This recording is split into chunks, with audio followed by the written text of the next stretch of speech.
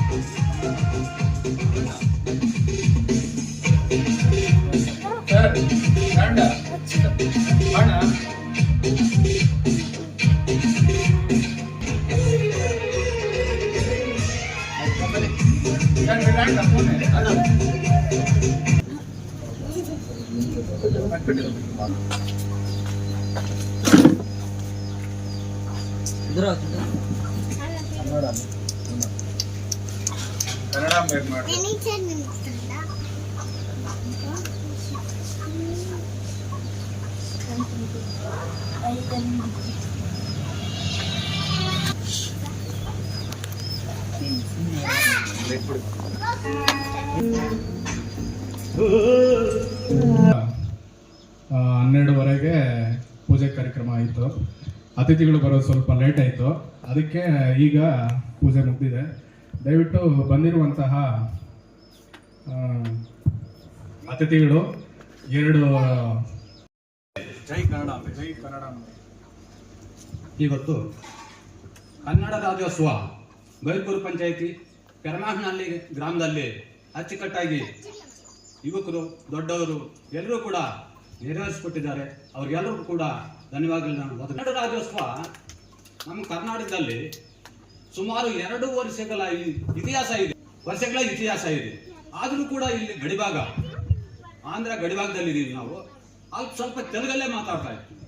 ಇವತ್ತನ್ನ ಆಗಲಿ ಪೂರ್ತಿ ಅಲ್ಲ ಕನ್ನಡದಲ್ಲೇ ಮಾತಾಡಬೇಕು ಅಂತ ಮನವಿ ಮಾಡ್ಕೊಳ್ತಾ ಇದ್ದೀವಿ.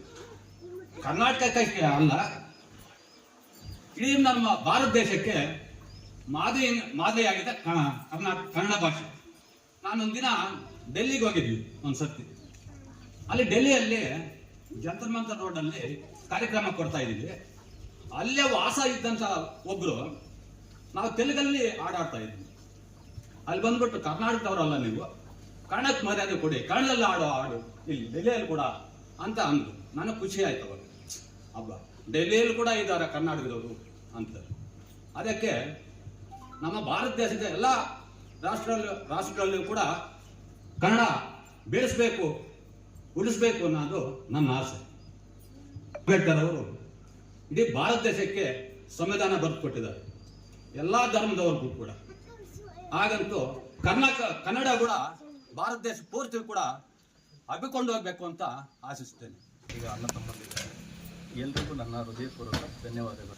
ಈ ಕಾರ್ಯಕ್ರಮಕ್ಕೆ ಮುಖ್ಯ ಅತಿಥಿಯಾಗಿ ನಮ್ಮ ಅಮರಣ್ಣವರು ಬಂದಿದ್ದಾರೆ, ಅದೇ ಆಗಿ ನಮ್ಮ ಗೌತಮ್ ರಾಜನ್ ಅವರು ಬಂದಿದ್ದಾರೆ, ನಮ್ಮ ವೆಂಕಟೇಶಣ್ಣವರು ಬಂದಿದ್ದಾರೆ, ಹಾಗೆ ಪತ್ರಕರ್ತರು ಬಂದಿದ್ದಾರೆ.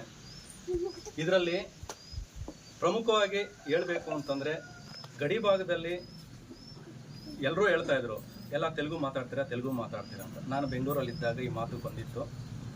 ಇದನ್ನೇ ಇಟ್ಕೊಂಡು ಯಾಕೆ ನಾವು ಕನ್ನಡದಲ್ಲಿ ಮಾತಾಡಬಾರ್ದು, ಯಾಕೆ ನಾವು ಇಲ್ಲಿ ಒಂದು ಆಚರಣೆ ಮಾಡಲೇಬೇಕು ಅಂತ ಹೇಳ್ಬಿಟ್ಟು ಇದೆಲ್ಲ ನಮ್ಮ ಸಮ್ಮುಖದಲ್ಲಿ ನಮ್ಮ ಯೂತ್ ಆದಂಥ ಸುಮನ್ ಅವ್ರಿಗೂ ಆಗ್ಬೋದು, ಉಪೇಂದ್ರ ಆಗ್ಬೋದು, ಹಾಗೆ ನಮ್ಮ ರೆಡ್ಡಣ್ಣ ಆಗ್ಬೋದು, ಮತ್ತು ಶಿವಕುಮಾರ್ ಆಗ್ಬೋದು, ಹಾಗೆ ನಮ್ಮ ವೆಂಕಟೇಶನ್ ಆಗ್ಬೋದು, ಮತ್ತು ನಮ್ಮ ಮಾವಾದಂಥವರು ಇವರಾಗ್ಬೋದು, ಮತ್ತು ಆನಂದ್ ಕುಮಾರು, ಹಾಗೆ ನಮ್ಮ ಗೌತಮ್ ರಾಜನ್ ಅವರಾಗ್ಬೋದು, ಎಲ್ಲರೂ ಸಾಥ್ ಕೊಟ್ಟು ಈ ಕಾರ್ಯಕ್ರಮ ಮಾಡೋಣ ಅಂತ ಹೇಳ್ಬಿಟ್ಟು ಹೇಳಿದ್ದಕ್ಕೆ ಇಲ್ಲಿ ಹಮ್ಮಿಕೊಂಡಿದ್ದೀವಿ.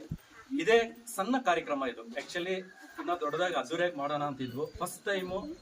ಇತಿಹಾಸದಲ್ಲಿ ಫಸ್ಟ್ ಟೈಮು ನಮ್ಮ ಕನ್ನಡ ರಾಜ್ಯೋತ್ಸವ ನಮ್ಮೂರಲ್ಲಿ ಮಾಡ್ತಾ ಇರೋದು. ಈ ರಾಜ್ಯೋತ್ಸವನ ಮುಂಬರುವ ದಿನಗಳಲ್ಲಿ ಒಳ್ಳೆ ಅದ್ದೂರಿಯಾಗಿ ಕಾರ್ಯಕ್ರಮ ಮಾಡಬೇಕು ಅನ್ನೋದೇ ನನ್ನ ಗುರಿ. ಖಂಡಿತ ಮಾಡೇ ಮಾಡ್ತೀವಿ. ಇವರೆಲ್ಲರೂ ಸಾಥ್ ಕೊಡ್ತಾ ಇದ್ದಾರೆ. ಇದು ನನಗೆ ತುಂಬ ಖುಷಿಯಾದಂಥ ವಿಷಯ. ಇದೇ ಥರ ಮುಂಬರುವ ದಿನಗಳಲ್ಲಿ ಒಳ್ಳೆ ಅದ್ದೂರಿಯಾಗಿ ಮಾಡಿ ಮಾಡೋಣ ಅಂತ ಅಂದ್ಕೊಂಡಿದ್ದೀನಿ. ಇದರ ವಿಚಾರವಾಗಿ 4 ಮಾತು ಮಾತಾಡಬೇಕು ಅಂತ ಹೇಳ್ಬಿಟ್ಟು ನಮ್ಮ ಗೌತಮ್ ಅಣ್ಣವ್ರ ಹತ್ರ ರಿಕ್ವೆಸ್ಟ್